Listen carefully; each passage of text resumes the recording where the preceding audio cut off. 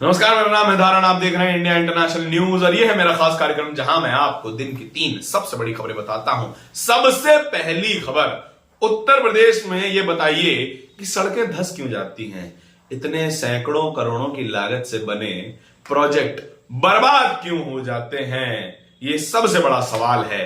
दूसरी खबर क्या है? दूसरी खबर है दिलीप मंडल का एक जवाब। दिलीप मंडल ने ऐसा करारा जवाब दिया है उन लोगों को जो कह रहे थे कि दलित महिलाओं को मुसलमानों से सावधान रहना चाहिए। और तीसरी खबर, एक लोक गायक ने पत्रकार को ऐसा जवाब दिया कि जनता के ठहाके नहीं रुके, उनकी हाथ तालियां बजाने से खुद को रोक नहीं पाए। ये तीनों ही खबरें आपको विस्तार से बताऊंगा। और पहली खबर, उत्तर प्रदेश में कौशाम्बी जिले में गंगा नदी पर एक पुल बनाया गया। पुल की लागत थी 292 करोड़।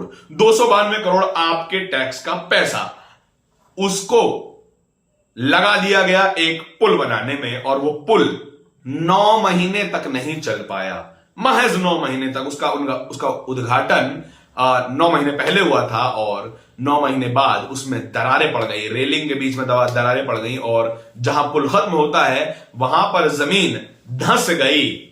जैसे ही प्रशासन को इसके बारे में पता चला, अधिकारियों को इसके बारे में पता चला, तो वहां पर उन्होंने पहले तो सीमेंट का लेप लगवाकर मरहम पट्टी करने की कोशिश करी, वो भी काम नहीं आया, दरारें फिर दिखने लगी। तो धंसी हुई सड़क पर अधिकारियों ने बालू के कट्टे रखवा दिए ताकि वो धंसी हुई सड़क लेवल की जा सके और छुपाई जा सके। ऐसा ही उत्तर प्रदेश में क्यों होता है? हमेशा हम देखते हैं इस सरकार में जो कुछ बना वो धंसने लगा। इससे पहले क्या धंसा था? इससे पहले सैकड़ों हजारों करोड़ की लागत से बना पूर्वांचल एक्सप्रेसवे अपनी पहली बारिश नहीं बर्दाश्त कर पाया और पहली बारिश में ही 15 फीट का गड्ढा उस एक्सप्रेसवे में हो गया। एक्सप्रेसवे में बार बार कह रहा हूं, पूर्वांचल एक्सप्रेसवे में 15 फीट का गड्ढा उसकी पहली बारिश में हो गया और सैकड़ों हजारों करोड़ रुपए बर्बाद हो गए। ये आपके टैक्स का पैसा था, ये आपकी मेहनत का पैसा था जो इस सरकार ने बर्बाद कर दिया। लेकिन इसका ठीकरा किसके सर पे फोड़ा जाएगा? कथित मेरिटधारियों के सर पे या फिर उन लोगों के सर पे जो बड़ी मुश्किल से अपने पद तक पहुंचे हैं? यदि आरक्षण ना होता तो वो शायद इसी व्यवस्था में फंस के रह जाते, सरकारी दफ्तर का मुंह देखने भी न दिया जाता। दूसरी खबर क्या है? दूसरी खबर है दिलीप मंडल का एक ट्वीट। एक महिला ने कहा था कि दलित महिलाओं को, दलित बहनों को मुसलमानों से सावधान रहना चाहिए। और वो बात उसी ही प्रकरण पे कही गई थी जो दिल्ली में घटा। एक मुस्लिम युवक ने अपनी गर्लफ्रेंड को मारकर उसके टुकड़े करके जंगल में फेंक दिए।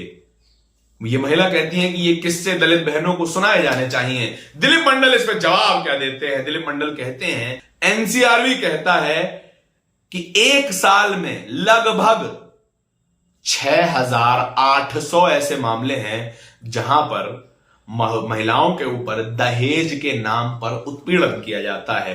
क्यों हमारे टीवी की मीडिया इस पर सवाल नहीं करती? क्यों हमारे कथित राष्ट्रवादी इस पर कुछ बोलते नहीं हैं? और दिलीप मंडल आगे ये लिखते हैं कि यह संख्या तो महज वो है जो रिपोर्ट हो गई।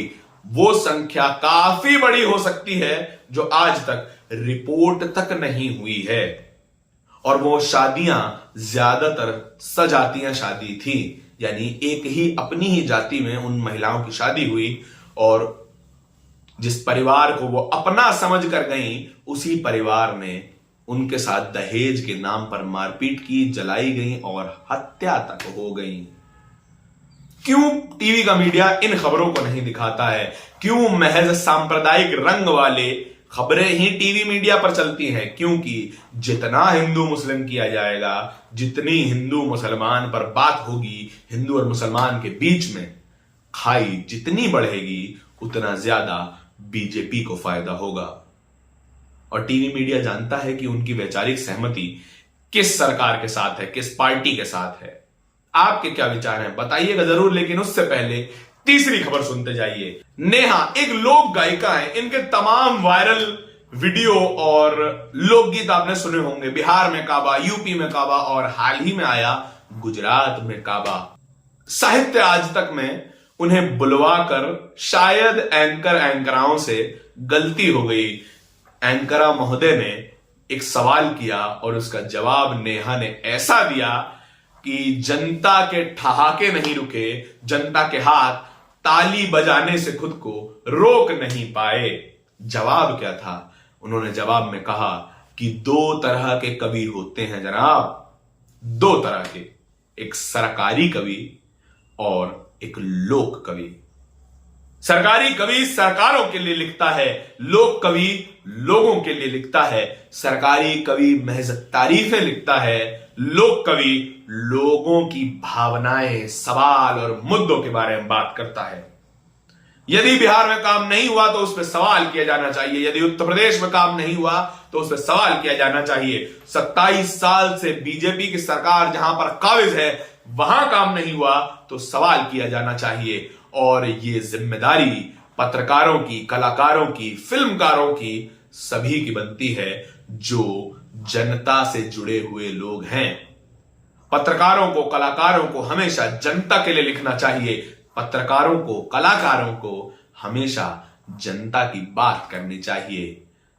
निशाना साफ था। सामने अंजना ओम कश्यप बैठी थी। जवाब सुनते ही सकपका गई और बोली, मैं इसका जवाब देना चाहती हूं। लेकिन जनता ने अंजना ओम कश्यप को बोलने का मौका नहीं दिया और तालियां ठहाके लगातार चलते रहे। पत्रकारों को हमेशा उन लोगों की बातें करनी चाहिए जो लोगों के सरोकार की हों, जो लोगों के मतलब की हों। आपको क्या लगता है, इंडिया इंटरनेशनल न्यूज क्या सरकारी पत्रकारिता करता है या लोक पत्रकारिता करता है? अपने विचार कमेंट सेक्शन में बताइएगा जरूर। और इन 3 खबरों के बारे में आप क्या सोचते हैं? क्यों उत्तर प्रदेश में हजारों करोड़ों के प्रोजेक्ट धंस क्यों जाते हैं?